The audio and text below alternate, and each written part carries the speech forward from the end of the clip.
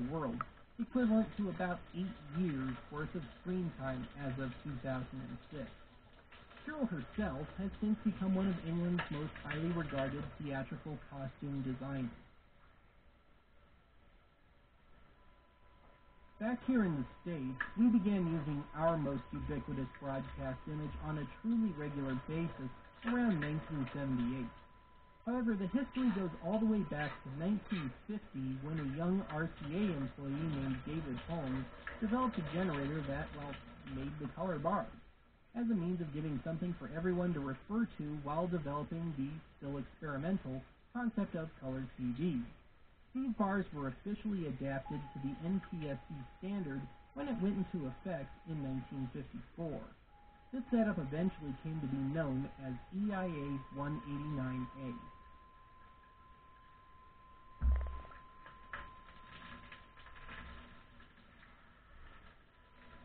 More famously, viewers have seen the SMPTE, or SMPTE, color bars, SMPTE standing for the Society of Motion Picture and Television Engineers.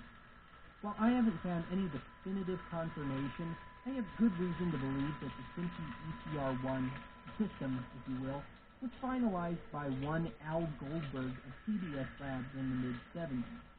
The first official name of the SMPTE bars was ECR1 1978, presumably for the year it was finalized.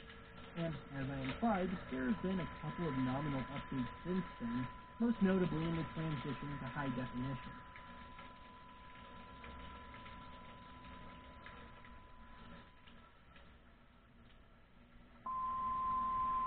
The easiest way to differentiate between EIA and SMPTE bars is to see whether or not it contains an extra, rather narrow row of bars.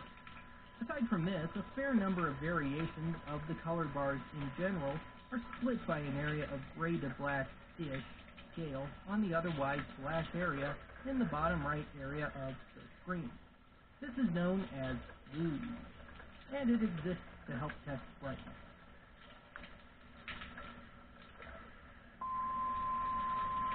I can't say for sure when the color bars in general went into broadcast use, but I'm going to say that it was sometime in the latter half of the 1960s. Unsurprisingly, the two pre-1978 off-air recordings I found with the color bars both used the EIA 189A setup.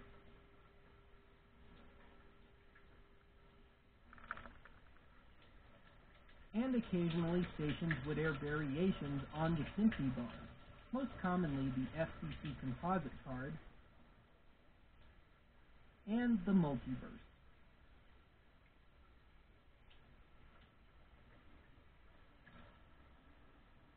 Well, that's it for today's archive. Join us next time when I unleash a serious pop quiz on your asses on the differences between EIA and SMPTE. I guess it's not much of a pop quiz now, is it? See you next time.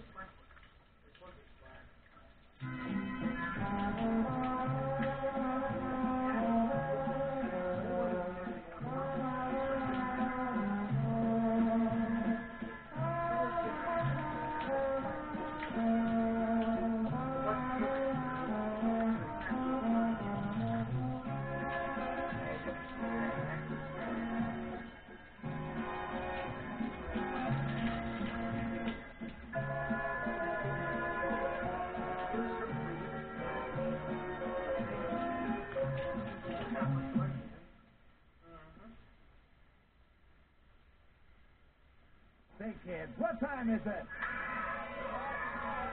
Ho, ho, ho, ho, ho!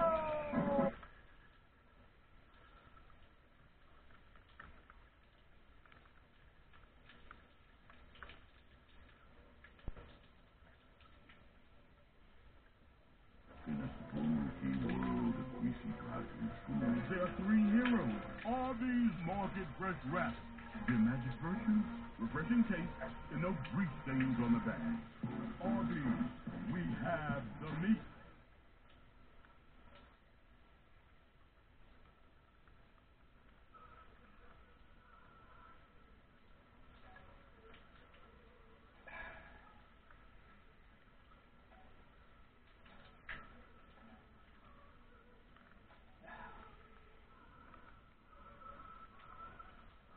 I think my bicentennial tape is spazzing out. God damn it.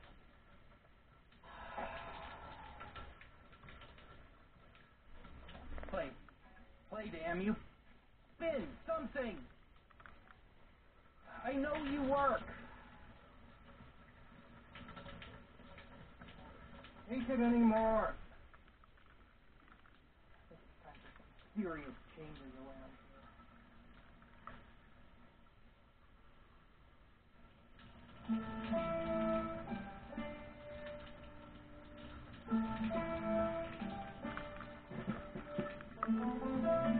This is taking too long.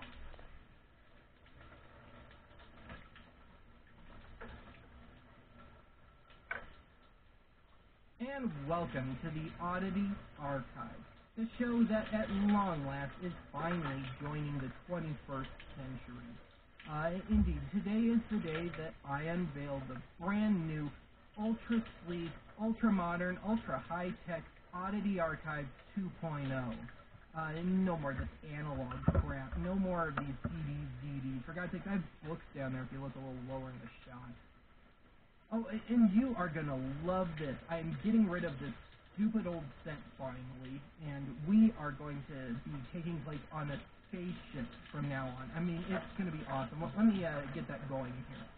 Say your goodbyes to this. Okay,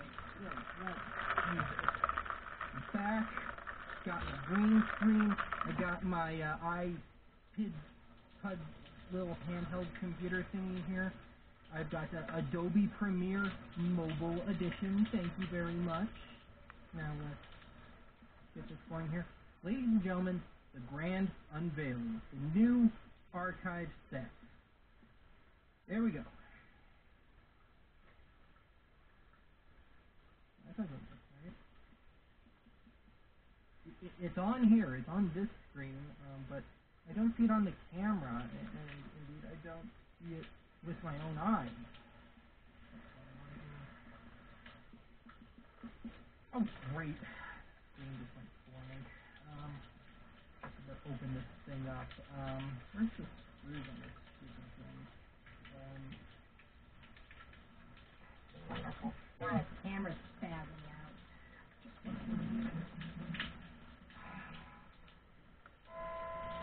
God damn it!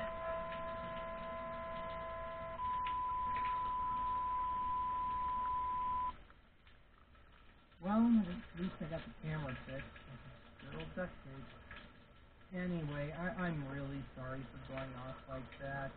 I should know better than to fight my place in this world, and I think I'd have learned by now. Let's just pretend that none of this ever happened, and let's just start fresh. And welcome to the Oddity Archive, the show that teaches you how to be a better Luddite. And before we get started, I got a new piece of equipment, and I've been wanting one of these things forever. It cost a fortune, but it was so totally worth it. I got my very own wax cylinder. It's just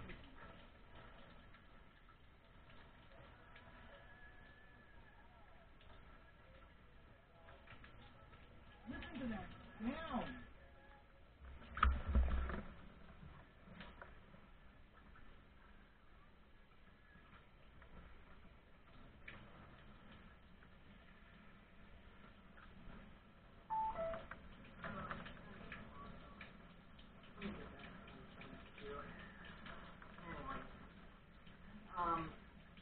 At long last, let's finally get down to today's topic.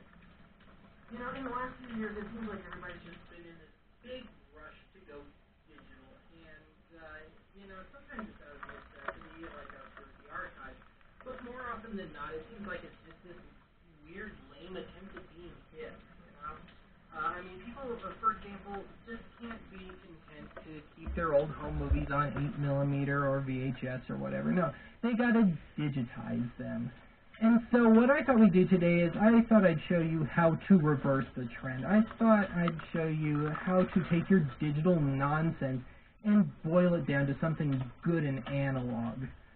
So, you know what, for the occasion, let's be authentic about this.